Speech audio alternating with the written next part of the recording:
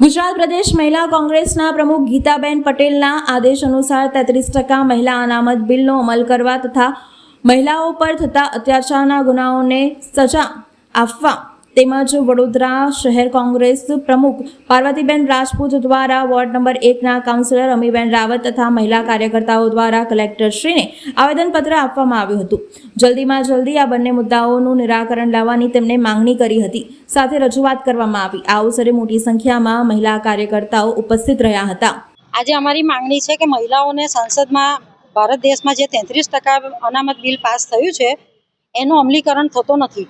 એના માટે અમે અહીંયા આવેદનપત્ર આપવા આવ્યા છે કે મહિલાઓને એમના પૂરેપૂરા હક મળે અને 33% અનામત જે પાસ થયું છે સંસદમાં એનો મહિલાઓને હક મળે, એના માટે અમે રજૂઆત કરવા આવ્યા છે।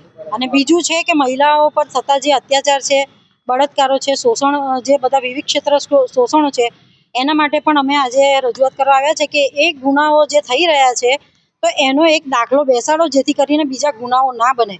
અને એ માટેના જે પણ અત્યારે ગુનેગારો બહાર બેફામ ફરી રહ્યા છે એ ગુનેગારોને સખતમાં સખત સજા કરો, કે તાત્કાલિક એમને પકડી અને એમને કડક સજા કરો જેથી કરીને બીજા ગુનાઓ બનતા અટકી શકે છે। એના માટેની પણ અમે વડોદરા શહેર મહિલા કોંગ્રેસ તરફથી બધી બહેનોની માંગ સાથે આજે અમે રજૂઆત કરી છે।